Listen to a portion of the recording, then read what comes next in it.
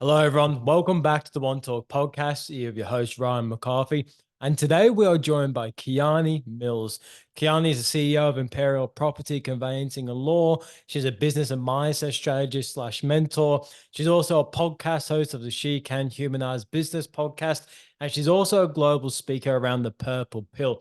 And within today's episode, we touch so much in Kiani's mission, her purpose, her why, and the whole story behind it, because it's super inspirational. We also break down business and mindset strategies and talk about some of the common issues that are happening in society today. And Kiani also breaks down the purple pill, because we've all seen the Matrix, or we've all heard of the red pill, blue pill example. But Kiani talks about the purple pill and the mixture of both, and how we can have the purple pill in today's society. And it makes such an interesting conversation. And Kiani's just full of wisdom and value. So I can't wait for you all to dive in and enjoy today's episode. In other news, if you could please leave this podcast a rating. It means so much. It only takes a couple of seconds of your time, but it just means so much in terms of helping this podcast grow and reaching a larger audience. So thank yous a lot. But without further ado, let's welcome Kiani. Thank y'all. Thank y'all. The marathon continue. Lay that victory lap tonight, though. Victory lap tonight.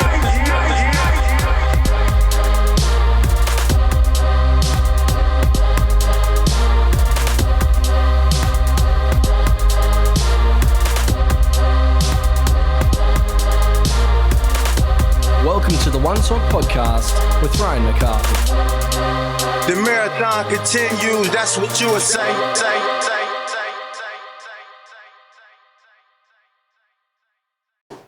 Welcome, Kiani. How are you? Yeah, I'm wonderful. Thanks for having me. No worries at all. Thanks for coming down. It's really cool to see how many mutual connections we have and mutual friends. When we reached out, I was like seeing all the mutual connections. I was like, this is mind blowing how this hasn't happened yet. Oh my God, I know. And even like the way that we got the podcast connection, I jumped on your page. I was like, who is this guy? Let's check it out. And I was like, I know that face. I know that face. I was like, I know that name.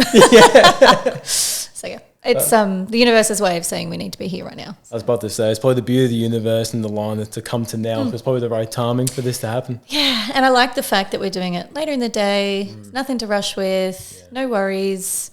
I feel really relaxed. So let's see what comes out. I usually love, because I know you got your own podcast too, and I usually love recording at nighttime or around this time, because you've had dinner, you've been in the gym, you've got your work done.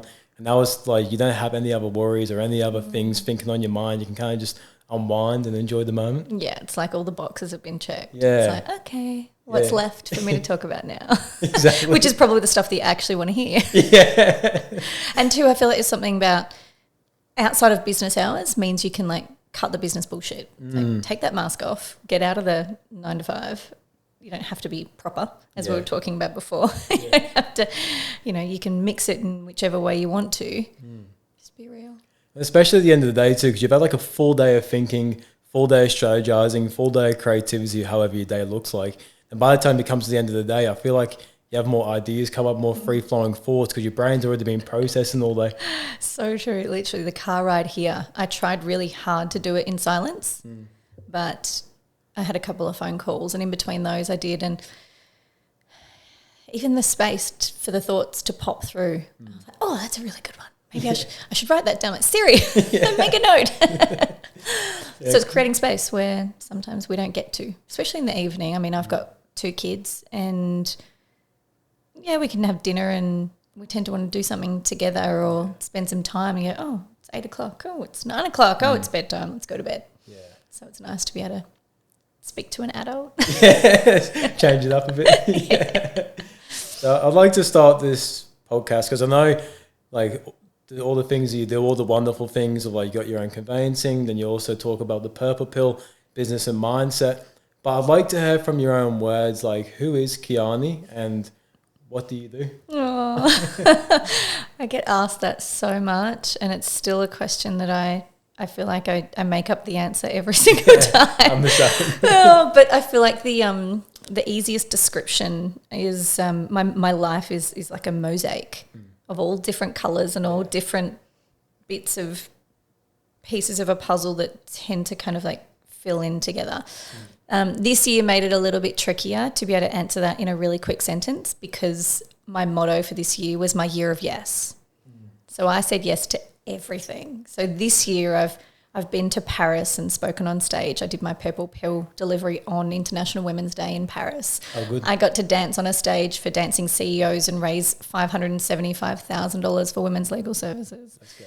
I got to get my business to the highest revenue it's ever been in the lifetime. Like, there's been so many milestones in those moments, and speaking opportunities and retreats and meeting incredible people and taking holidays. And so for me, it was always work first, everything else second. So I feel this year has been what do I want to do? What do I want to be? Like, what am I going to be when I grow up? I'm just going to try and test everything and see where it fits. So yes, I've got the company. We do conveyancing and property law. I have my own podcast, which is fun. And then I do some business and mindset coaching. And outside of that, it really is what lights me up. Yeah. I follow that feeling in my chest. And if that feeling doesn't ignite, it's maybe not a no, just a not right now. Yeah.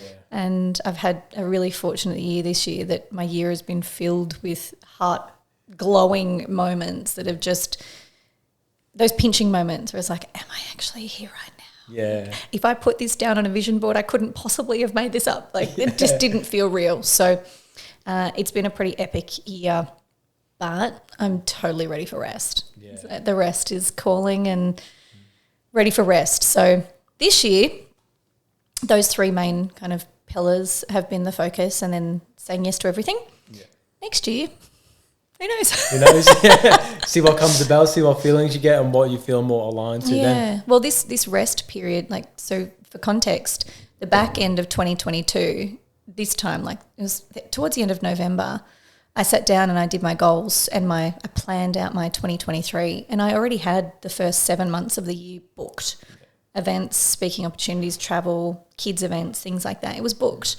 So in that mentality, I was already going. Yeah. So now fast forward to 2023, I've got 2 trips planned, both to do personal development overseas next year. And outside of that, it's open. Freedom. I feel like this is the first time in my life where I'm not panicking. The fact there's nothing there.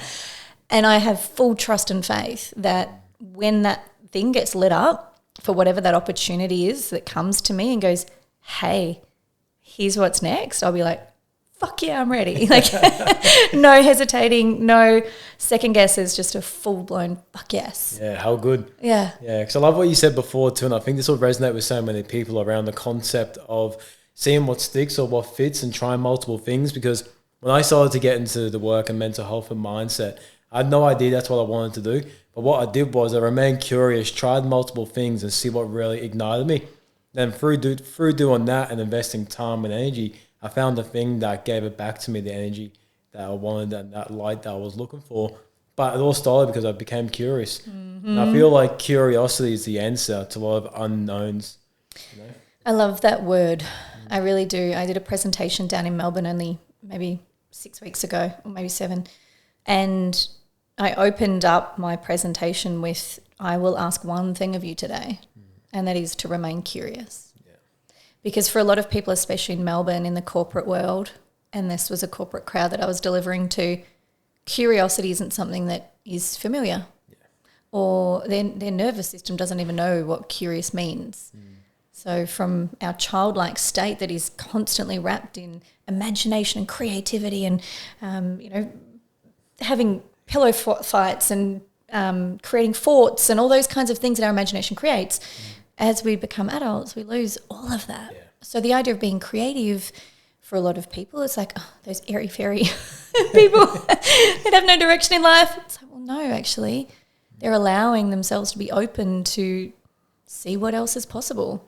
We're so capable of so many things, and we limit ourselves to following the line or following our parents or following what's the family tree or whatever it might be. It's curiosity, I feel, is a really powerful word in the world, especially for those who maybe feels a little bit of resistance when they think about being curious. 100%, because like curiosity, once you start practicing it and then once you start delving into more things and learning more, you realize how much of like a superpower tool it really is.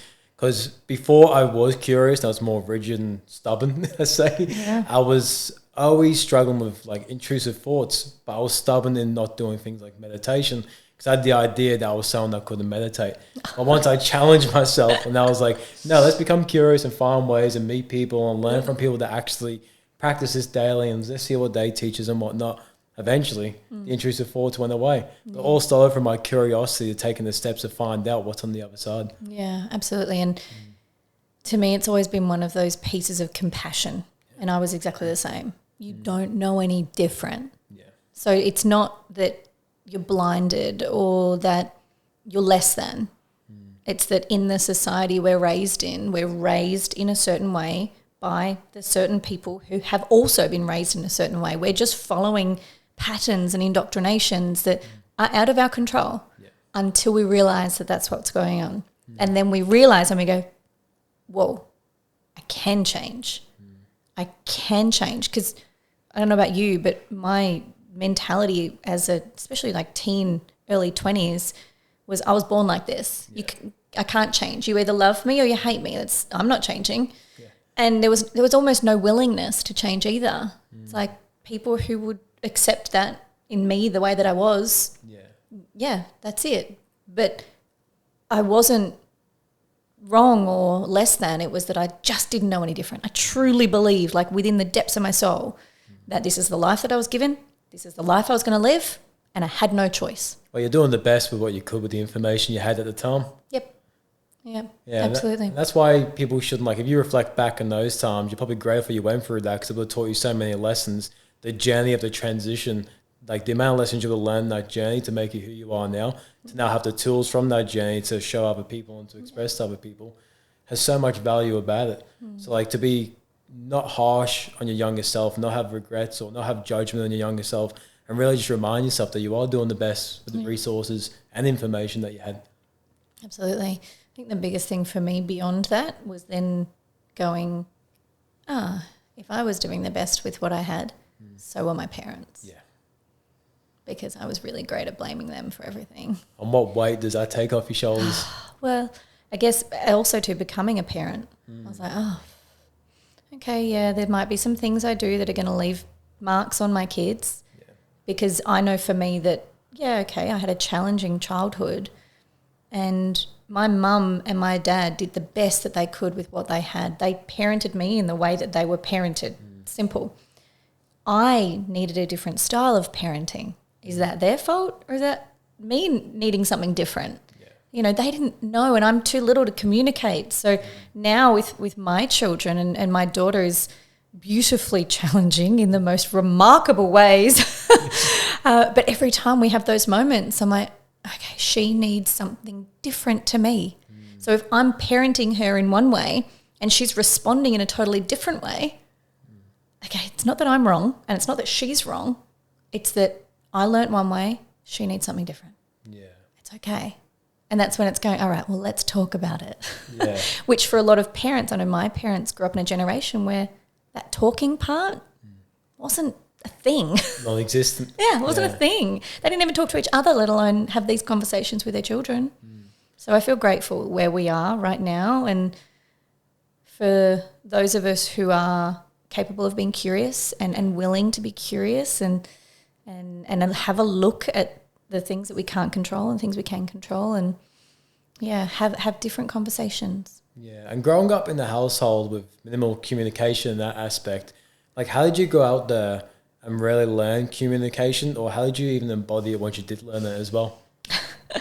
I'm laughing because I really truly, and I've said this forever, I put my social skills down to my time in hospitality and being a bartender. I was the best hostage negotiator in the world. Yeah. I could talk people in or out of anything and deal with people in different states, in different capacities, whether they're intoxicated, whether they were going through a breakup, whatever was going on, being able to, what I used to call being the chameleon. Yeah. I've always been a chameleon of sense. I've been able to feel where people are at and kind of, is it time to make a joke or is it time to take this really seriously? And I kind of had that inbuilt in me. But it's only come to my awareness, actually through a conversation today with a beautiful girlfriend of mine around when you are raised in a home, and for me, this is me talking from my experience, when I was raised in a home where communication wasn't great, emotions were really heightened, I was surrounded by really, really emotional beings. So my response to that was to shut down. But I was really aware. I was like that laser focused little thing in the corner, always kind of like monitoring where the safety zones were. Yeah. And so while, yes, I'm sure there's definitely negatives that have come from that because I secluded and I, little Miss Independent over here, I've shut people out and I've done everything on my own kind of thing. At the same time, it did give me an incredible skill to be able to cultivate the awareness and that like the little spidey sense. Yeah. So again, it's like, okay, yeah, there was challenges there, but I've been able to find the little pieces that I can take from that have brought so much strength to my person now and through my whole life. But that awareness piece and that realistic notion of in the chaos, I found safety. Yeah. And that's something that's been able to make me who I am today. Yeah. The only reason I laughed and smiled then because I relate to that so much. Like, because I grew up, like I'm from quite a rough neighborhood in England and just dynamics within the home was quite chaotic. So for myself, I had to find ways to find safety in chaos. Then when I got older, I came to the realization that chaos was my safety net. Oh. Like I resorted to chaos and I was like, no wonder my life's in shit because like high five me on that one. It was like the whole journey of trying to find a way to make chaos not something I depend on, instead finding other ways to operate in life. So I'd like to ask you, like, how did you find ways to, let me rephrase that. So how did you find ways for the things that happen to you and make them happen for you? That's a really good one. And it took a long time. It really did. I was quite self-righteous in my pain and I used it as an armor. Yeah. And when I was in survival mode, I survived in spite of those who hurt me. And I carried that like I was almost, I wouldn't say proud of it, but it's what gave me the motivation. Like if that doesn't kill me, look out, world. You feel like it's also like an identity thing too? 100%. And this is where that kind of like independent thing came from as well, is I don't need anyone. I like, and it almost became like a badge of honor. Yeah. So it was realizing and having a conversation through someone I'd just met who was like, oh, I thought you were a stuck up bitch. You're actually really lovely. And I was like, whoa. Wow. So there's people out there that can see through my bullshit. There's people that can actually see behind the mask. Yeah. And that was really confronting for me because I didn't even let me see behind the mask. Did that make you feel unsafe if people could see through that? No, I was instantly curious. I was instantly like, whoa, if that's the way that you think, that means other people think that way. And if that's how I'm showing up, how am I leaving people feeling? And then the flip side is if I'm creating success and creating safety and giving my kids a beautiful, maybe not as beautiful life as I have now, but safety in numbers, imagine what I could do if I was aware of this. Yeah. And that was for me in that little moment of like this, well, what if? It was like the what if moment of my life that went, okay, you can do all this and be so ignorant to what you're putting out. Imagine if that mask comes down. Imagine if that armor just drops and you allow people to actually see what's in here. And what was that feeling at that time when you asked yourself that? It was really fucking scary. Yeah. Really scary. I think the biggest thing in that identity shift in that was like, who am I? Like if that's not who I am and this is a life that I've lived, I truly believe that's who I was, then who the fuck am I? And that's something. A scary question to ask yourself too, like who the fuck am I? Oh man. And it's interesting too because that wasn't the first time I've asked that. Like there was a layer that came off and I was like, oh, okay, I'm starting to find my feet. And then through COVID, I had to close all of my offices and that was another layer of, if I don't have offices, am I successful? I have an online business now. No one can actually see me. Yeah. Am I successful? Another layer. Who am I? Who am I if I don't have things do people see? Yeah. So there was that real like external validation that was coming, and if people can't see me, then I'm a nobody. Yeah. Did you find you had to redefine what success was to you? 100%. Yeah. And it's like, that was, again, like the death of my egotistical nature that I didn't even know was there. I always felt that I was leading from a place of care and that the benefit would just be returned to me in people telling me that I was great, or, you know, being able to run a beautiful business and have these fantastic offices in beautiful locations around Victoria. But I realised when all of that went away, I was like, that's not what makes me successful. That's what makes me look good. Yeah. What is success? And that was where I found and started to go down the path of the purple. What does success actually look like for me? And as a single parent with 2 kids, running a big business, living on my own, success looks like balance. And not balance in a way that we have, like, you know, rainbows and unicorns every day, because that's not life. Balance in a way that I can create some form of harmony in my world, to let my nervous system drop, to let my kids' nervous systems drop, to let my business thrive without me holding it back, and then allow that to be seen without any apology. So it was that real dive into self-love and, what does success mean? And to me, it was harmony. That's a massive shift to happen. And I think you said before, like, it took a while, but I think too many people overestimate what they can do in the short term, so they end up self-sabotaging. Then they underestimate what they can do in the long term, so they don't stay consistent enough to get there.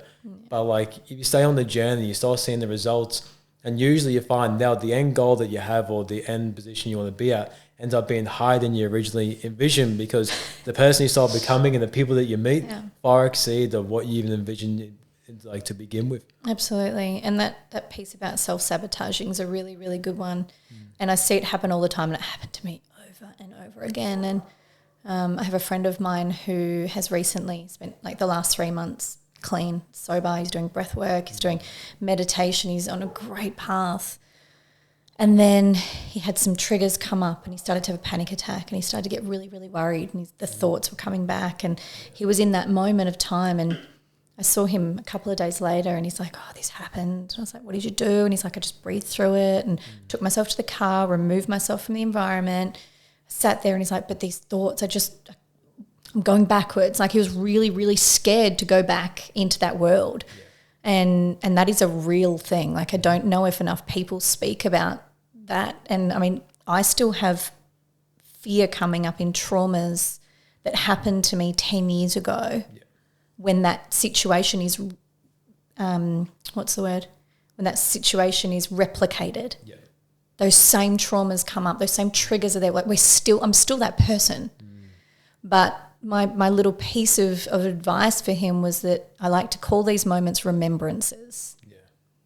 This is that guy up there, whoever's up there, tapping you on the shoulder just to give you a little moment of remember, and whether it's to remind you of what you could go back to, or to remind you of how far you've come. And it might only be 3 months or 3 days. It doesn't matter. The time frame doesn't matter. But to see what's possible, and to see that whether it's a short time or a long time, we have that in us always. You know, we're never going to not be that version of us. We're never going to have not experienced that. We're never going to totally clear these, and this is where the mosaic comes from, because between every single piece of my mosaic, there's a little crack there. And that crack will never leave.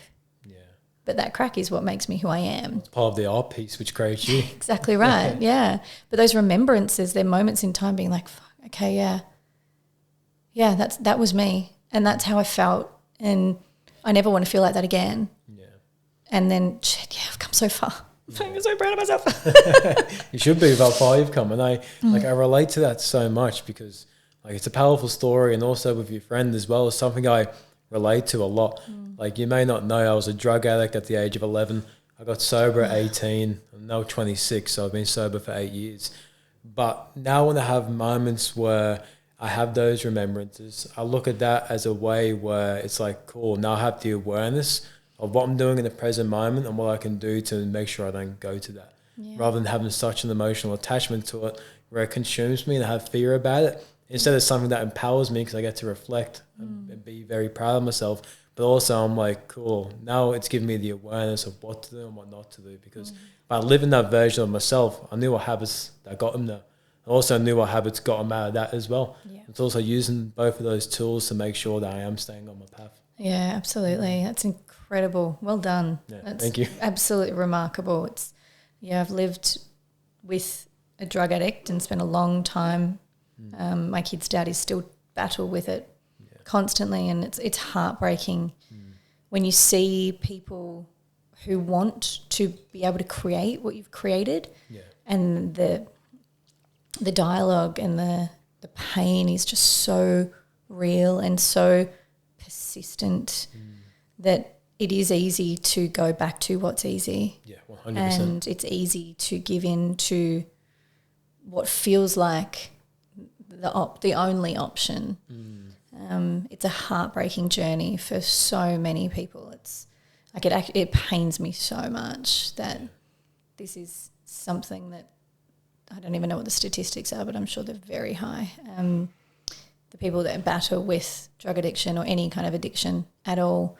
But as we know in that process, Gabor Mate speaks about it beautifully, that, and so does Dr. Joe Dispenza, like the power of the mind is so incredibly profound if you're willing to look at the depths. And for me, the biggest part was taking responsibility. Yeah, that's huge. Responsibility, accountability. Absolutely. It's going, oh, shit, all of that happened. I made that choice, which led me to this choice, which led me to that choice, and this is happening right now. Whether it's happening to me, I still have a piece of it.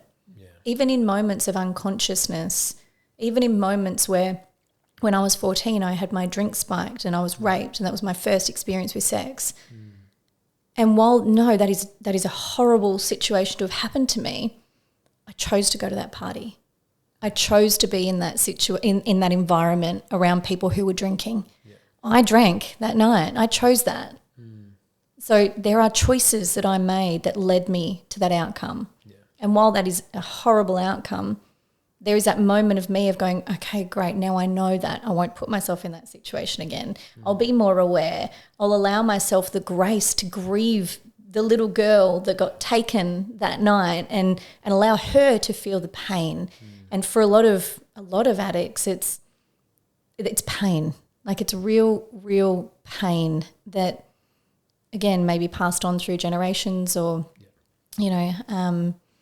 beliefs that have been gifted to us by our big people in our lives. But yeah, it's a really scary space, but there is help out there. 100%. I'm sorry you had to go through that experience, but also, like you said just before too, like how much we're able to shift our mindset and like our own internal dialogue by putting in the work and start practicing things or being around more impactful people doing more positive things. It really does show you that anything is possible. In probably your darkest time of your life, and you reflect now who you are now to that person, you've probably got past who you thought you could have been. I think that was not the scary part. It became scary in watching the transition, and through that transition there's always going to be people that aren't quite comfortable with the rapid pace at which you're changing. And so that always kept me quite grounded, probably not in a positive way. Yeah. However, it got to a point where the girl that I saw, the woman that I saw in the mirror, I didn't actually even recognize. And that for me was a moment in time where I was like, oh my God, you are everything that little girl wished you'd be and more. And I'm only 37. Yeah. So I'm so grateful, and it's taken a long time. I actually had a mentor of mine about 3 years ago. Me and my nature, I'm a doer, I'm a goer. Yeah. I love my work, I'm very passionate, I love business. And I sat him down, I was like, right. And he was my mentor at the time. And I was like, right, okay, I need to do this, I need to do this, I need this person to do this, I need to do this. He goes, Kiani, shut up. I was like, what do you mean? He's like, can you just sit for a minute and think about where you were 18 months ago? Yeah.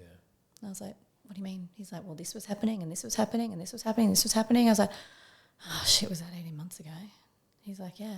I said, 18 months ago, did you think you'd be here right now? Yeah.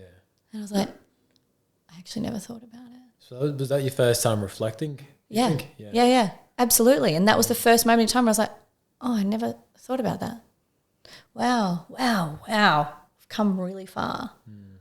And that for me was I've never done that. Yeah. And I realized after that moment that even when I'd walk from one place to another, I was walking with my head down, my head on my phone. Yeah. Even when I was driving, I had my sat nav on, so I didn't have to think about where I was going because I was making lists in my mind. I lived in Albert Park in the most beautiful suburb, in the most beautiful street, but I never looked up. There were these realizations that I'm not even living life. I was a human doing, not a human being. Yeah. And I was not being, like no part of me was present because I was constantly on the move and constantly on the go. And it was him that made me go, sit down. Like, stop. Think about where you are. Think about where you've been. Think about that. And so that for me, since that moment, has become such a practice of gratitude in the steps, whether they're micro steps. I had a great day today. Yeah. Or my daughter gave me the most beautiful smile this morning. It doesn't have to be big, bloody mountains. Yeah. The micro, to me, are the deeper feelings of harnessing those moments and then doing a little reflection piece. Yeah. And how I want to get to the reflection piece in a second, but I just want to say, like, how important is it to have people who are comfortable to tell you the truth, like to actually sit you down and be like, look, this is my observation of what you're going through right now, and actually give you that truth rather than just enable your behavior. Absolutely.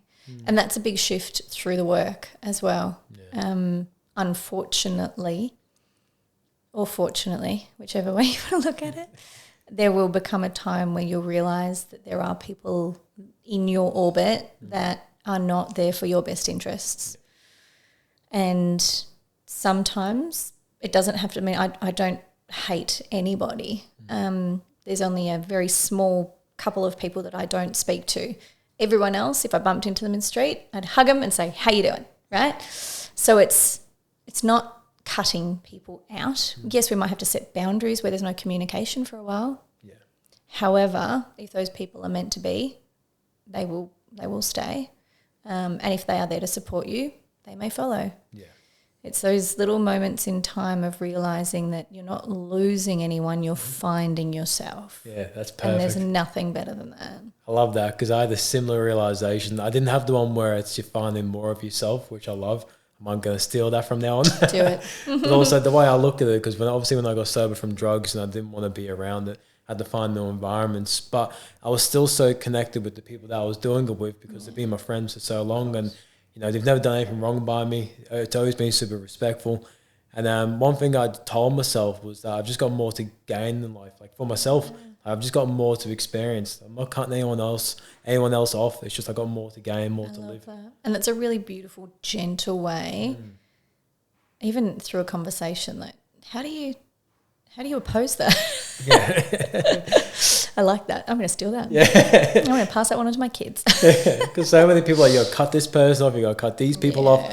But it's like, the way I saw it myself, I was like, if I go back into the environments of drugs and I can't control myself, that's my fault, not theirs. Yeah. Like, they can influence me as much as they want, but I still make the decision to do it. Yeah. So I'm like, at the end of the day, it's down to me to have the self-control not to do it.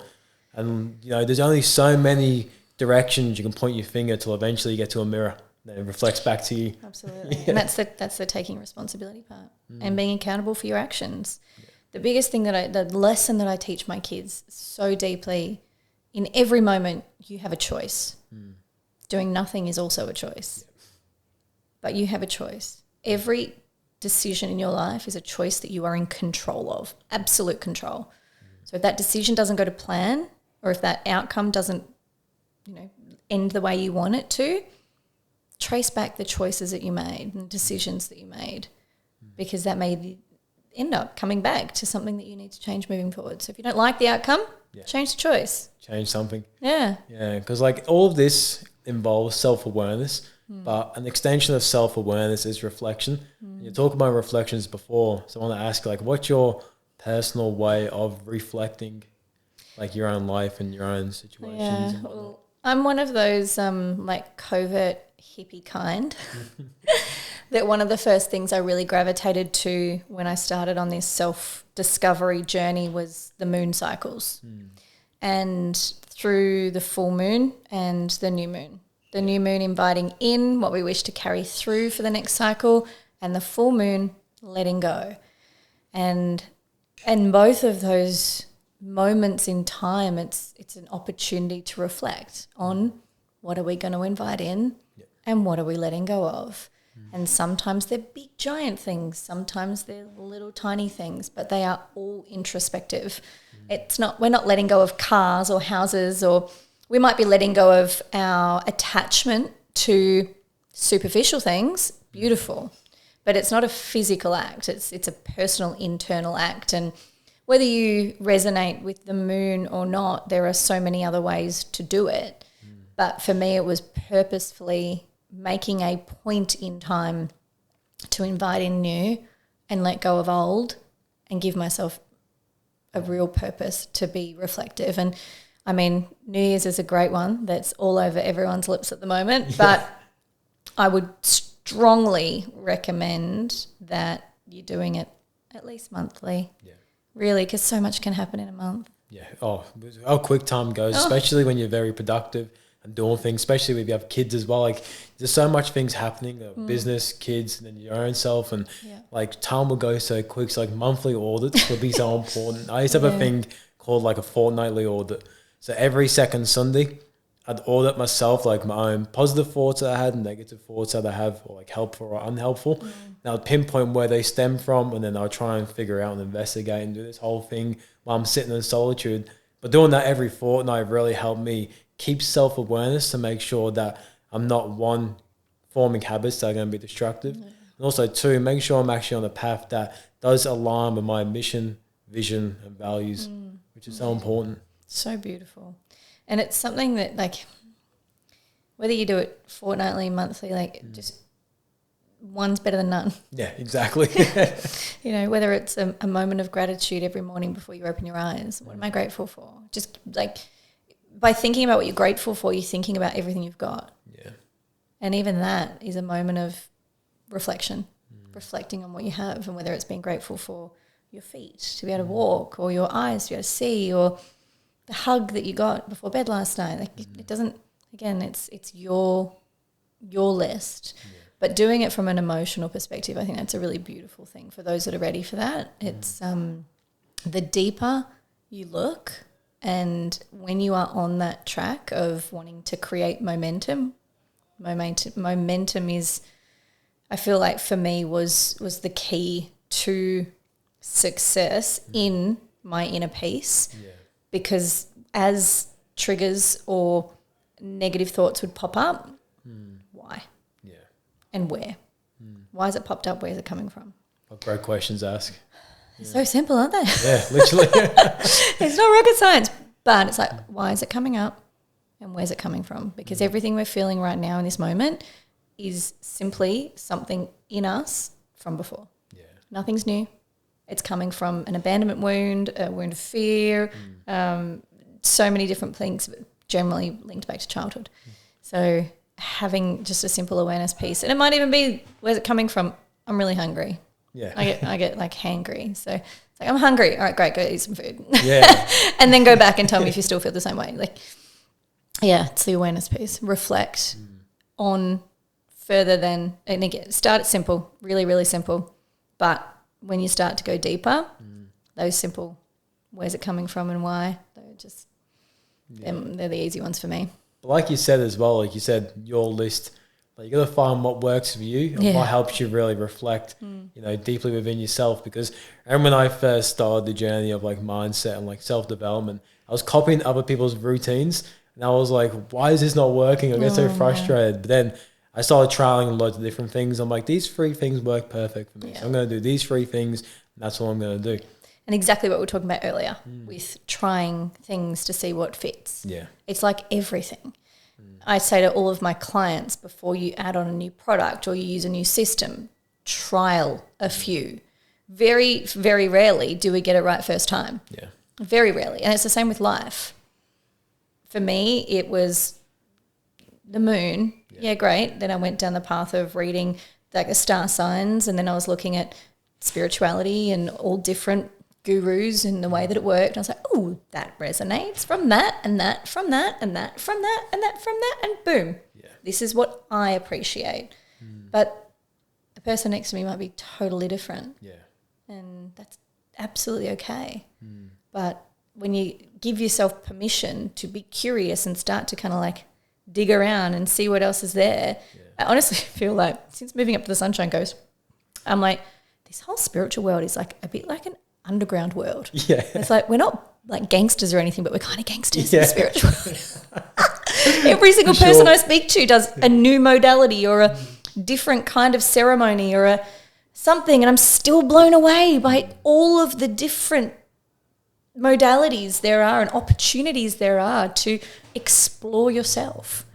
So that's a good thing about like experiencing things too, because you learn so many different, like it could be just like meditation, but there's like a million ways to do it. So everyone's got their own wisdom and their own also experience through life that's worked for them. And they found a way to formulate into a meditation. And when you go to like an event or a retreat, you go deep within someone's own personalized, tailored version of it. And it feels like you get something different every time. Absolutely. Absolutely. I totally agree with, even with breath work. So every single breathe is different. It depends. And also too, it depends who you are going into it. Who you are going to meditate will bring up different thoughts and different patterns and different sympathetic nervous system responses. And yeah, it's like exciting almost. It's like, oh, what's it going to be today? What am I going to learn now? That's right. What's going to come up? So. Did you ever, because like I want to know, have you always been quite spiritual, or is it something you came into your life over time? Yeah. No, I definitely wasn't. I was very corporatized, if that's a word. It's a word now. I was very like blue pill, very structured, very corporate, 9 to 5, work my way up the ladder. I can't change. I won't change. I was born like this. That was very much, I was a fixed mindset human. However, I was always had that. I knew that the way that I was going to not be in the situation that I was in, which you grew up in Liverpool. I grew up in Frankston. Yeah. Frankston's like the Liverpool of Melbourne, right? And for me, it was just getting out of Frankston. And I knew that I had to work. So work. That was all I wanted to do. I didn't find spirituality until I was around 30 years old. Yeah. So it's been about 7 years now. And by 30, there was a lot of shit I had to tunnel my way through. And it's still going. It's definitely still going. The challenges and the tests and the opportunities that arise every day. Yeah. It's mental. But it was something that I found at the time that I needed to find it. Yeah, I feel like that's how it always happens. Absolutely. Yeah. Absolutely. I vividly remember there was one time, I actually don't even remember what the circumstances were, but I had put myself in the bathroom. I was hysterical on the bathroom floor in the fetal position, like crying. And I remember like looking up at the roof being like, what have I done to deserve this? Like, why am I going through? I'm a good person. Like, I was just like, why? Like, I give up. I don't understand. What is it? And I remember my daughter came and knocked on the door and she's like, Mommy, you okay? And I was like, no, I'm not. I'm really not. Yeah. I'm like, I have done so much. I've done everything I possibly can. I'm pushing so fucking hard. And it got to that point in time where I was like, there's got to be something else. Like, there's got to be more to life than this. Yeah. This can't be as good as it gets. Yeah, for sure. Yeah. And like when you first found spirituality, I'm curious because with myself, I only found like the spirituality type world and so I practiced it was at the start of COVID, like right at the start when shutdown happened, because a group called Cool to Be Conscious, if you've heard of them, they first started up in the Sunshine Coast back then. And that's when I first found meditation and breath work. But some of like the deep meditations I was going on and the vivid experiences I was having, like just blew my mind. And then each time I did like an event or a retreat, I went a whole completely different experience. And it's opened up so many doors. There was a lot of pain to shift through, but it was a blessing in disguise that I was shifting through pain because the person it was creating me to be. But for yourself, like what was the beginning of that journey and like what were the practices you're doing to actually experience spirituality? Mine started through a beautiful practitioner down in Melbourne. Her name's Emanuela Girotto. She's a transformational therapist, and she's specialised in trauma. Yeah. And I'd seen psychologists in the past, but I hate talking about stuff. Yeah.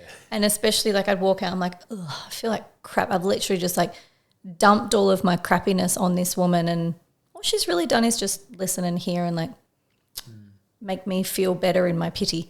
Yeah. I didn't feel like there was much movement, if that makes sense. Yeah. But with the transformational therapy, it was mostly feeling. More heart-led. Where are you feeling it in your body? And what does it feel like? What does it look like? What shape is it? All those kinds of things. It was really identifying the pain. The story was what ignited the pain, but it was the physical reaction to the pain that we then worked on to shift. Yeah. And I realised that at the age of 30, because I'd been so blocked and in survival mode for so long, the only two emotions that I knew were ecstatic of highs and borderline depression. Yeah. And in between that, this thing was like that coat of armour was solid as a rock. Like nothing's getting through this. It's like I'm either feeling like I'm jumping out of a plane or laying on the floor in the fetal position saying, you know, what have I done? And that for me was like, whoa, is this normal? Yeah. And no, that's not normal. But for me, I didn't know any different. Yeah, it was normal for you. It was normal for me, absolutely. And again, I'm a highly functioning, I don't know, like a ball of mess. Did you feel like you never, like in your own mind at that time, did you feel like it's because I never had time to stop? Because I was trying so hard to escape certain things, whether internal or external. Yeah, I was running from the saber-tooth tiger from like 10 years old. Yeah, so there's no time to stop. Nah. And stopping meant thinking. I don't want to think because I don't want to feel. Yeah. No thanks. Well, stopping is the feeling of it's going to catch you. Yeah. Keep going. Time's going to run out. Time was a really interesting one for me for a really long time. Driving places, I was like anxious because I was wasting time. Can't waste time. Sitting still, idling, you know, feeling content. I was like, I don't want these things. Yeah. But as we did the work and as we went deeper into where the feelings were, I was like, oh, that's loneliness. Oh, shit. Like feeling loneliness for the first time, that was one that marked, like scarred me because I'd never known that I was lonely before. Yeah. I'd never, ever, ever even considered that I was lonely. And when that one came out, that was literally like the floodgates. It's a dark feeling. Oh, man. And for someone who my fear was that once I started crying, I'd never stop. Yeah. And that was, it sounds stupid, but it was such an irrational fear. I'm like, I don't know what's underneath this. I don't know who she is beneath all this hard exterior. Like, what if I don't like what's underneath it? Yeah. So as we went through the feelings and the emotions, it was literally like sticky notes on me. In these sessions, I'd walk out covered in sticky notes trying to pinpoint where those emotions were in my body and what they were so that I could recognize them when they came up. Recognize it. Why is that there? Oh, where's that come from? Cool. All right, take note of it. Yeah. And then I'd go back to a session with Manuela and be like, okay, so this has popped up and this has popped up and this has popped up, and we'd start to work through it. Yeah. And for me, it was a massive, massive process of doing that over time. And once I really started to acknowledge that I had feelings and could feel beyond my ice queen demeanor. You're allowed to feel. Yeah. I was like, okay, so what else is there? And then I met Carlo, who introduced us, funnily enough, down in Melbourne, who was running cacao ceremonies. And for me, I wasn't drinking at that time. I had a real moment in time where I was like, oh my God, am I an alcoholic? So my challenge to myself, the next morning I woke up, I didn't drink for 8 months. And that was my challenge to me. I was like, okay, great, tick, not an alcoholic, lovely. But at the same time, it gave me an ability to go, well, what do people who don't drink do with their time? And I found cacao, and that was a really beautiful, heart-opening medicine that allowed me to start to feel my heart. Because that was the very last piece of all the little sticky notes that was still locked in this giant-ass box that not even I could get to. yeah, I'd feel sadness and I'd feel grief and I'd feel all those things. But feeling my heart, that was like... Was it like finally finding the key to the lockbox? Oh, man. Yeah. And then like pulling out all the cobwebs and all the shit and all the, like literally having to like dig with dirt in my nails to try and find it. It was a challenge, and I feel like a one that I will, you know, maybe not that it's the same thing, but as we always have that kind of battle within us, I feel like my battle will always be me closing my heart. So it's that practice of opening my heart, leading from the heart every single day in every conversation, leading with kindness and just letting it feel safe. And that for me was one of those moments where that's success. Like that for me is more successful than any of the big shiny glitzy things in the whole wide world. Well, the source of life, I believe, is love. I believe that's when things truly blossom for yourself, but also everyone around you. One thing I believe is like, if you want to see more love in the world, you got to be more love. So it's like having those reminders or finding ways to remind yourself, like, I need to be more loving in this situation. Like, where can I catch myself out where I may be judging this person, or I may be judging myself, and how can I actually lead from a heart-led place? And by doing that, you see like how much you start feeling like content with yourself and like at peace with yourself, like with your own soul, once you start feeling more into the heart. Yeah, it's a beautiful thing, isn't it? It's a sad one when I realised that I hadn't been leading from my heart or felt my heart. The sadness did kick in of like, how many other people don't? Yeah. The reality of, again, the world that we live in. But I heard this really great thing. I can't remember who said it, but it was though there are two types of people in the world: those who are seeking love and those who are giving love. So when we look at someone who is maybe a little bit challenged or coming at you, needing something from you, they're in the seek of love. So they're needing you to give them love so that they can feel full. However, when there's those who are able to meet you with love in whatever it is that you're going through, they're leading with love. And that's them being able to hold it. And that for me made me look at others with such compassion. And like I had a little incident in the supermarket this morning with my daughter where this gorgeous little old lady, I went down the aisle, and my 11-year-old daughter is bigger than me. Like, she's tall, she's got big feet, she was in the trolley and it was hard to maneuver. So I just kind of pulled my trolley up. This lady was looking in the shelf and we weren't in a rush. So I just kind of waited and let her do her thing. And as she kind of glanced at me out of the side of her eye, she started to like hurry and move out of the way. And I went past and I said, thank you. She's like, what did she say? She goes, an excuse me would have sufficed. I was like, oh. And my daughter looks at me and she's like, why did she say that? And I was like, again, that compassion piece, I was like, maybe she's not getting enough love somewhere. Maybe she's missing her grandkids, or she's missing her daughters, or maybe she's not enjoying being alone at Christmas, or she doesn't want to be at the supermarket at 7 o'clock in the morning. Like, I don't know what's going on for her. But in that moment, she was seeking love or coming from a place where she's hurting because she doesn't have it.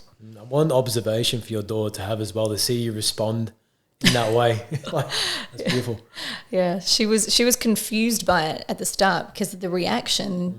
And to me, my big motto in my life is, you know, actions and words. Our actions and words need to match up. Yeah. Otherwise, we're a little unaligned. You have to dance together.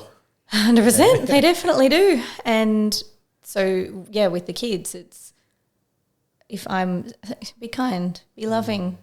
It's my job and responsibility to lead by example in that one. So, but that was a really beautiful moment in time for her to be like, why would she say that? Like, she was genuinely confused by it. And so it's then going, we don't actually know what she's going through right now. Yeah. It makes so much sense too, especially the love aspect. Have you heard of a guy called Bishop Mari Emmanuel? No. So he's like a Christian leader. He's a Syrian, but he lives in Sydney and he preaches at a Christian church down there. And I heard him talking about, if you reflect back, and he did a bit of a case study on some of the most like quote unquote evil people that have lived in like in the past around the world. And one thing he pinpointed in every single one of them is that they all lacked receiving love when they were a kid. And it shows that if people receive love, and like that lady in the shoppers, when you saw her in the shopping center and you gave love or you responded with love, or maybe you didn't action it, but just energetically, you didn't respond out of like a nervous system response. Yeah, no reaction. Like, exactly. Like that probably kept her calm and made her think when she left or pushed the trolley away. You know? Yeah, and that's for me in that moment as well. It's like she didn't even hear my thank you because she was already coming at me with her assumption of how that situation was going to play out. Yeah. And again, she might have had an experience where someone had impatiently waited for her. You don't know. And this is, for me, the biggest part. When we go out into the world, we don't know what other people are dealing with. We don't know what's happened to them 5 seconds before we've bumped into them. We don't know what they're being challenged with at the moment. And this is where the leading with love and being compassionate for others is a simple state of they must, and again, for me, it might be a little bit of a cop-out, but especially when it happens at work and we have someone call in a cranky mood or something like that, and for me it's like, hey, is everything okay? Is there anything you need from me? Yeah. You know, what's going on? Like thinking about the fact, what's going on in your world that you're feeling that way, that this is how that you would speak to somebody, because that's not a happy person. No. And the thing is too, like if you want there to be a change in the world, like you have to be the change within yourself, because the only thing you can truly have control of to an extent is like your own reality and your own perception of reality as well. So like if you put the work into yourself and you show up as a different person, you start showing that love, it's going to express and it's going to attach and stick to the people around you, whether it's strangers or people that you know. So if we all start with ourselves and show up in the world as that, we'll start to see like our environments will get changed, and the ripple effect from that will be in the community. And the community, it'll expand out even further. And that's a beautiful thing. That's so true. I'm giggling because I was literally going to go, the ripple effect. Yeah, and it's little things. So another thing that my daughter and I do all the time, especially with people in cars who look frustrated or impatient, or especially around Mooloolaba, they're waiting for car parks all the time. So we just look at people and we smile at them until they smile back. I did it today in the car park, and someone looks at me and she's like, did you get it? Like, she smiled. So it's those moments of just, be it and do what you can. Like people feel that. People feel the light and are drawn to the light. And as the conversation we're having before about when we start to do the work and we start to uncover parts of ourselves and we make shifts in the right direction, we have to sometimes let some people go along the way. That energy that we're putting out that is cleaner than it was before will attract people of a different vibration. Yeah. You'll start to attract the people who are doing the work, who are willing to have the deep conversations, who are willing to talk about their struggles and not just put on the mask. And you find, as you know, one of the first things I said to you when we walked in here was like, good people know good people. Yeah. And you follow the chain of good people. People always make mistakes. Absolutely. We're not perfect. But good people know good people. So. Yeah. And then that's the power of networking too. Like you meet one person, who do they know? Who does that know? And then before you know it, it's like a tree with like 1 million branches on it. Yeah, you never know who they know. And this comes back to my point before around don't ever cut anyone out. Most of my clients now are kids that I went to high school with. Some of my best referral partners are kids that I went to primary school with, or I never thought I'd see them again. I was in Sydney at Tony Robbins doing Unleash the Power Within earlier this year, and bumped into a boy who was in my sister's class in high school. I'd never met him. Yeah. He knew exactly who I was. He knew my sister. He was chatting and everything, and now we're doing business together. Yeah, well. Like, never would have guessed it. Yeah. But if I was a bitch back then, or if I was nasty, or if I'd made enemies, it may not have happened. So you don't know what is going to be created. Everyone comes into our life for a reason, a season or a lifetime. So don't be an asshole. It's like books. We've got different chapters. That's right. Exactly right. And who knows what chapter we're at. Yeah, and I love how you said before, like the simplicity of just smiling. Because like when you think about sharing love or doing a good deed and whatnot to make someone's day, you don't have to go out there and change the whole world. You don't have to go out there and do like the million things. A simple smile is all it takes. Because like if someone smiles at you straight away, like you just want to smile back. Like it just feels natural. Yeah, absolutely. And it does. Like it takes more muscles in your face to frown than it does to smile. Yeah. So make someone else's day a little bit easier. Yeah. And give them a little smile. Yeah. I love it. I want to transition now into purple pill. Let's do it. We're laughing because this was originally where we're going to start. Yeah. But that's all right. I like Yeah, this. I love the rabbit hole we went on there. We covered It was so brilliant. much. I love it. So to begin with, someone like myself, I said to you before the podcast, and I think the listeners would resonate with the way I was. I didn't know what purple pill was because you've heard of red pill, you've heard of blue pill. Everyone's seen the Matrix, or many people have seen the Matrix, but red pill and blue pill. But what is purple pill? Or maybe even like briefly touch on red and blue for people that don't know. Yeah, I'll do the analogy. And there's parts of it that I've already touched on. So you will resonate with a few things that I've said a little bit more now. But for me, this concept came to life around that time where I had that kind of sliding doors moment of, what have I done to deserve this? Like, surely there's got to be another way. Yeah. And the concept is in line with the movie The Matrix. And in that movie, Neo is the main character and he gets propositioned with an option of taking 2 pills. The blue pill will leave him plugged into the Matrix. He will remain ignorant and he will be stuck in the rat race and his life will not change. Stuck. Born like this, nothing's going to change. Or you can take the red pill. You'll come unplugged from the Matrix. You will see behind the veil. You will see everything that you refused to see before, but you can't unknow what you know. Yeah. And the concept in the movie for me was very, very obvious that for the life that I lived, I grew up in the blue pill world. And the blue pill for me was corporate world, stuck in the mindset, running from my head. There was no fucking heart at all. I was running on success, power, ego. Everything was external validation. Yeah. Those people make me feel good, so I am good. If no one's telling me I'm good, I'm a piece of shit. Yeah. And that mentality of that radical freedom, meaning viciously independent, wanting to be the one on that hill all by myself, because I didn't trust anybody else, because I didn't let anyone else help me, because I didn't believe that anyone else was capable of doing it the way that I could do it. Yeah. It's that really kind of like righteousness in the ego. And I use the word radical because we've all got an ego. The ego's never going to leave us, right? Yeah. We need that thing. Yeah. But in the blue pill world, it's running, like it's driving the car, it's steering the ship. It is in full control. It's the captain. 100%. And it's shouting orders, not just at you, but at everyone around them. And it is a really dark place to be. You don't know you're dark. You don't know you're in it. So it's not like it's not like it's a painful place at the time, but for that moment, it's ignorance. It's unknowing. You don't know there's another way. So you're stuck. You feel really stuck. A lot of people in the blue pill will have somewhat more of a fixed mindset. They will get stuck on tangents. They will be pointing fingers elsewhere. They will be laying blame on others. They're those pure kind of narcissists, right? Then as I went through my journey and realised there's got to be another way, I found my red pill, which was the deep dive into spirituality. And to me, the red pill being spirituality is because we start to look behind the curtain. There's a big curtain between the blue pill world.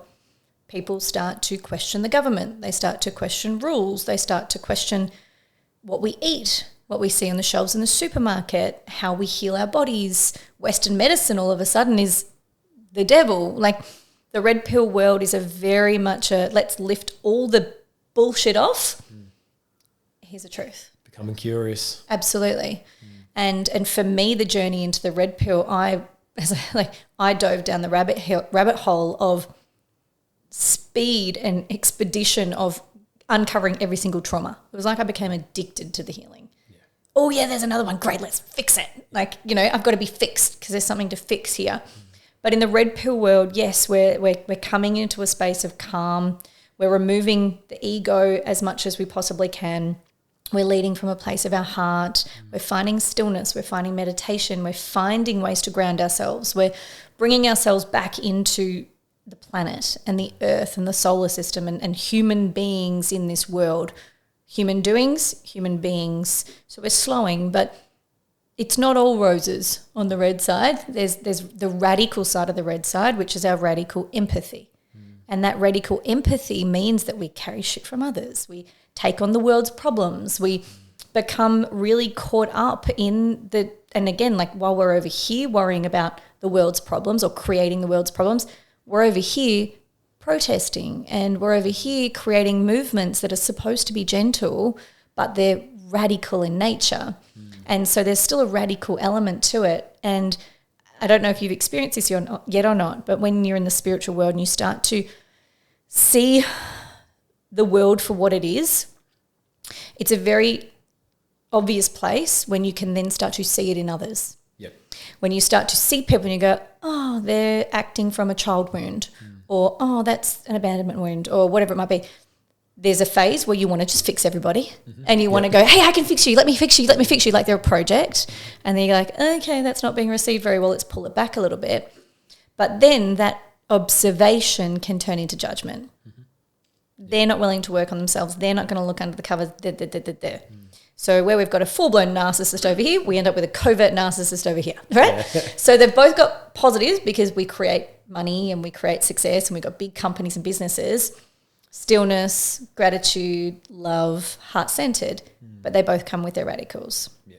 And it's a bit like, I know you had Travi on the podcast. I haven't listened to the episode. I will, though, where the boys go into talking about the masculine and the feminine quadrants, right? Similarly, we've all got shadows.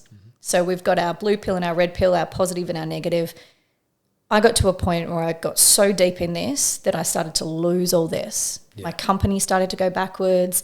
I had no control over my finances. I literally took my eye off the ball.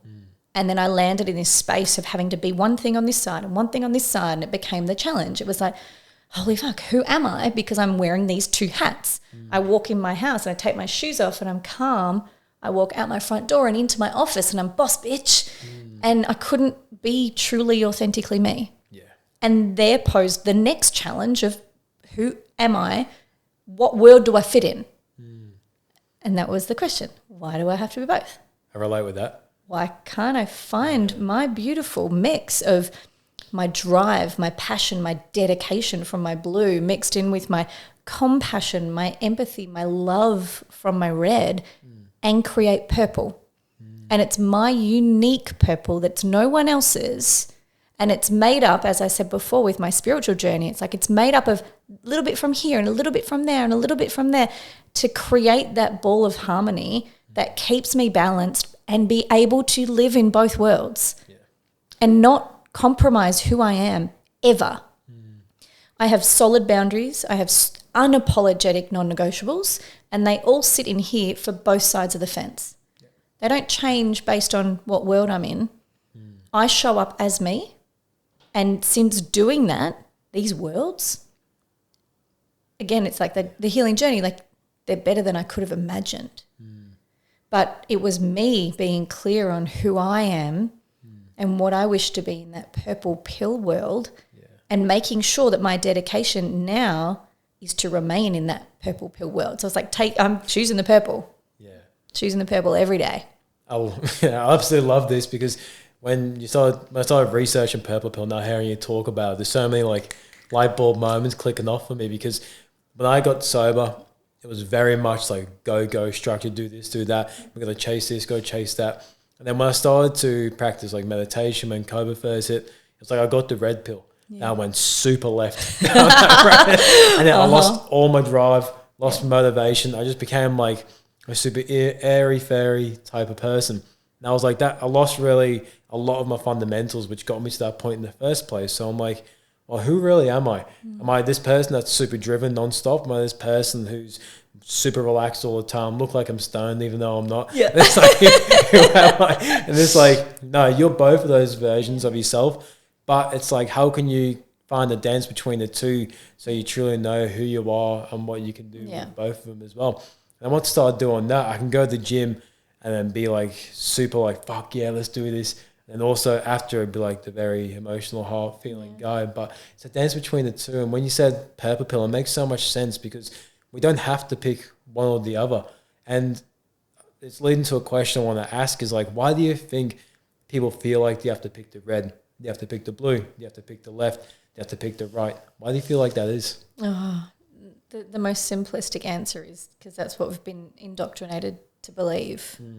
We really have. And As against them. Yeah. Well, look at it. It's even in our like government space, it's Liberal versus Labor. Yeah, it's all tribalism mindset. It is, and it's a hierarchy system. That's the way that we've look back to wars. We have to choose a side. Yeah. And in the world that we live in, the corporate world don't respect the spiritual world. The spiritual world don't respect the corporate world. Yeah. There's a divide. And when I became aware of that, that was when I changed my business model. I changed the way that I taught. I changed the way that I behaved in both worlds because my goal now has been to create a bridge because you can do both. Yeah. And that's where I'm like, I'd like to think that I'm living proof of that. And for those who wish to be, I finally hit it really well. You did really well. Narrowing 8 minutes. For those that wish to be in that space, it is possible. And it is a dance though. That's the perfect way. Like you're going to step on someone's toe every now and again and you're going to go, oh God, that doesn't feel good. That's a boundary. Well, great. Okay. Yeah. It's a learning. It's like everything. But I would say that there's got to be a level of understanding of what you don't want to be able to decide what you do want and then find that beautiful flow between them both. Yeah. Because to be able to walk out of the gym and into a loving embrace with a partner and have a deep felt conversation, what once upon a time, and I'm sure you would have felt this as well, that would exhaust me. Yeah. I would have been so exhausted from going from 100 down to like 10 and then I'd be like, oh my God, I've got no energy left. Yeah. But if we're constantly running around the like 70 to 30 mark where we're like flexing between like a wave. Less of a drop off. Yeah, that's the balance for me. It's not a straight line. It's not 50-50. It's between the 70 and 30. I don't want to hit 100. I don't want to hit 0 because that was where I lived before, 100 and 0. That was the benchmark, right? Yeah. And then sometimes we went to 1,000 and sometimes we went minus. But for the aim of life, it's, well, as I said, life's not linear. So why are we trying to create balance? Yeah. It's not going to be balanced, but it's going to be your version of balanced. And especially when you've got teenage kids. And like you said too, because there's got to be some things that do work for you or that you do agree with, because like you can't just follow the one side and turn a blind eye the things you don't agree with, because the things that you do agree with, they are also agreeing with that. Then you also turn a blind eye to the things you don't agree with just because of the sake that they agree with the things you agree with. You know what I mean? So, like I'm getting to this with like politics as well. Like, because like you could support policies on both sides. Yeah. And then you could also not support policies on both sides. And it's like, why can't we bridge the things that we feel like will work and combine them together? Like, why pick one side and then you have things that doesn't work, but they have loads of good things that do. Yeah. So why can't we take both the good things and connect them together? We need to bring the purple pill concept to those people. Yeah, I agree. Can't we just bring it all together, create harmony? I'm going to paint this wall purple. The world would be a magnificent place, but they probably wouldn't make as much money. So, I don't know how long we'd last in the White House, but that's okay. But look, for me, it was a place of safety. It gave me an ability to be able to set boundaries, which was something that I wasn't great at and something I'm still learning how to do. Yeah. Be able to know what my non-negotiables were. That's a big one that when people ask, they're like, where do I start? I'm like, start by writing your list of non-negotiables. What are your non-negotiables? For me, it's kids first, non-negotiable. Lead with love, non-negotiable. Kindness always, non-negotiable. And respect. Yeah. To me, they're more like their values as well as non-negotiables, because they can be molded to different circumstances and situations, but it's that honesty, integrity, trust, just be a good human. And you think of like, because I love that, because you're keeping it to 4, you're not trying to complicate it, trying to chuck a million things into it, because if you have those 4 core things, everything else will be an extension of that. Absolutely. Like love, if you lead with love, if that's one of your core ones, it's like, all right, what's an extension of love? Happiness, gratefulness, then also people around you, environments. Like there's so much that extends from love. What extends from respect? What extends from this? Like from having 4 core things, the extension of the rest of them follows through. Absolutely. And that's exactly what I came to a very, very long realization of, of that. Depending on who you are and what you value, a bit like our emotions. Yeah. We have 2 sets of emotions, fear and love. Everything comes from fear and love. Everything. Yeah. So therefore, all of our life experiences, communication can fall under love. I want to communicate in a loving way, but I also need to be respectful. Yeah. So it can be as perfect or as convoluted as you wish, but again, it's like keep it simple. Yeah. We don't need an army list long of things that we don't appreciate. And the non-negotiables for me, it took time, but again, once I could feel what it felt like in me, you know pretty quick when it doesn't feel good, there's your boundary. And that's it then, having an honest and loving conversation that, hey, that didn't feel great for me. This is why, and this is where it's come from. Yeah. And I'm just sharing with this with you so that we can create a middle ground. Yeah. You know, those conversations don't have to be a, you stepped on my boundary. You stepped on my toe. You're supposed to be my dance partner. No, it's loving. It's Middle really ground. loving. Yeah. Yeah. Literally, because like how are you meant to resolve anything, whether it's internal conflict with your own mind, if you don't find middle ground with yourself, or conflict with other people or things, if you don't find the middle ground, because that's when you can actually start asking quality questions. Because if we're in that fight, flight or freeze, the sympathetic nervous system response, we're not going to get the answers we want, and we're going to become stubborn. We're going to stick our feet in the dirt, and we're not going to give in. Throw the toys out of the car. Exactly.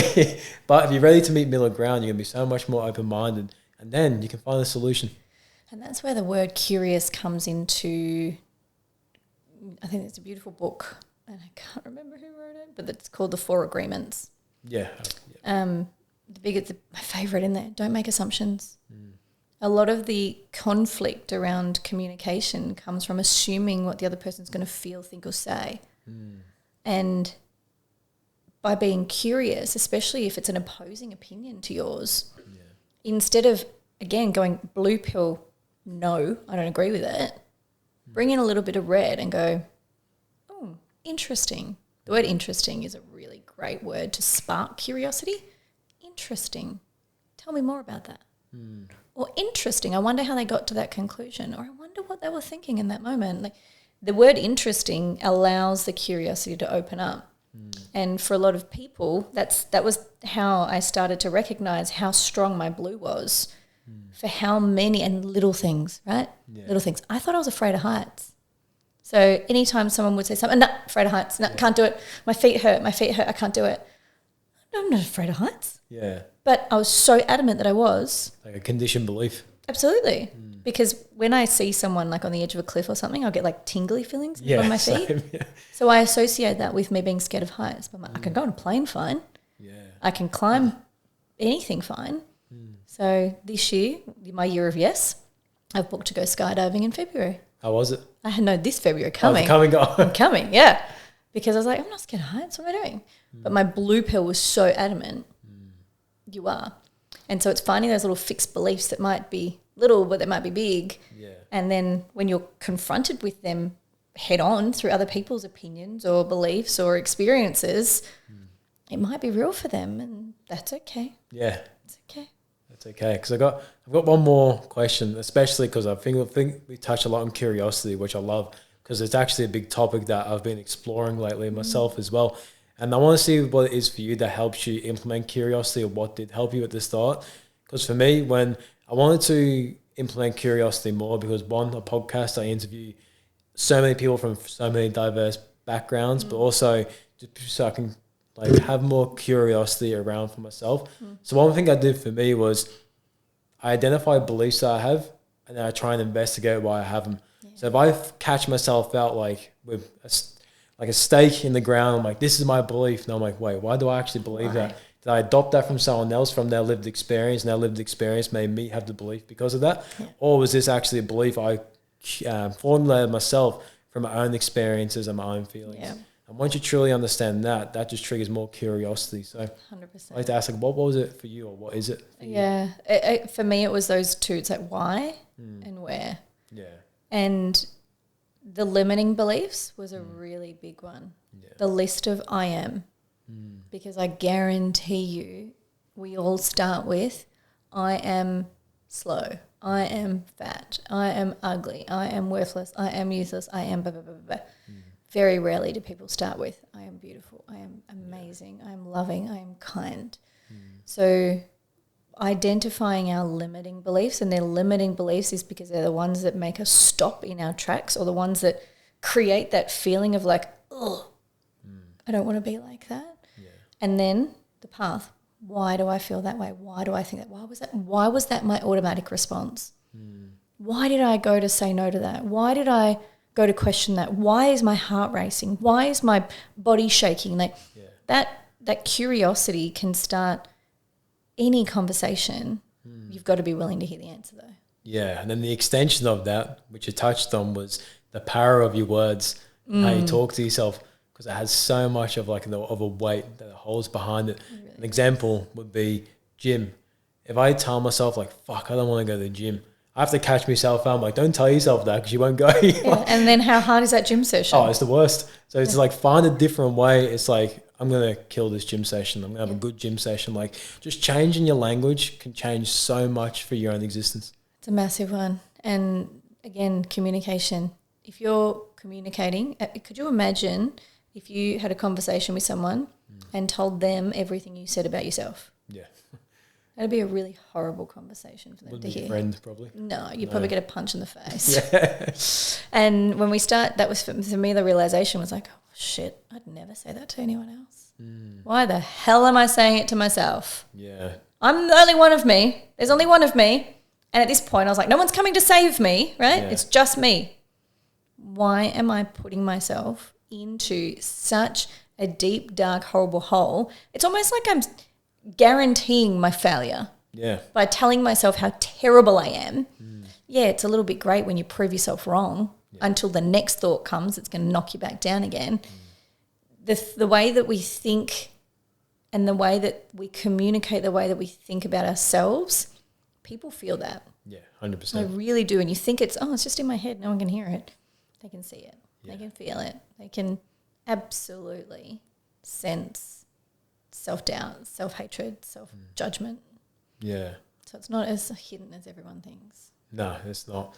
I think when you had that realization, it's such a good thing, because then it comes back to what you talked about earlier when you said the exact same thing from your own experience, where other people can see that from in you. Then when someone saw past the mask, absolutely, now it was something that sparked a change for you. Absolutely. And that I really wish that if I was told earlier what I just said then, how you might think it's only going on in your head, but everyone, like, people know. I really think I would have snapped out of it a hell of a lot earlier. Yeah. And because for me, I was running in my blue pill world, I cared so much about what everybody else thought. Yeah. So if that was my driving factor, then fuck it, who cares? If that's what it's got to be, that's what it's got to be. So if there are people listening who do care about what other people think of them, then know that whatever shitty thoughts you're telling yourself, it's showing. Yeah. So catch it. Change it. Give yourself a break. Give yourself a break. It's this is where, value of mine is kindness, not just with others. Yeah. Starts here. With self. Yeah, absolutely. I was about to say, that's a beautiful way to end it, but I want to ask, is there anything else you want to say before we wrap this up? Oh, man. Oh, look, it's been a really beautiful rabbit hole of conversations too. As I said to you, I had no idea what was going to come out of my mouth. Me too. I love those ones. It's beautiful. But I think the only thing I would just remind, it can be dirty, it can be icky, it can be dark, and it can be pretty confronting. But I bring it back to simplicity. Like, it really does, it can be really simple if we let it be simple. Yeah. A thought can just be a thought. A feeling can just be a feeling. Yes, there might be an opportunity to go down the why am I feeling this and the where is it coming from to understand it. It's not to then put yourself through the shame or the guilt or the pain of reliving it. Yeah. Sometimes it is just simply to acknowledge and go, oh, thanks, Mum. Love you. Great. Now I know where it's coming from. Now I know that when that trigger pops up, this is just something that's unresolved with me. Yeah. It's not them. So, simplicity and give yourself a break. Yeah. Beautiful. Yeah. Well, thank you for Kiani. Thank you, Kiani. My pleasure. It was great. It really was. Yeah. Thanks, guys. Please check out what Kiani does. Everything is in the show notes, but we'll catch you next time. Thank you. Beautiful.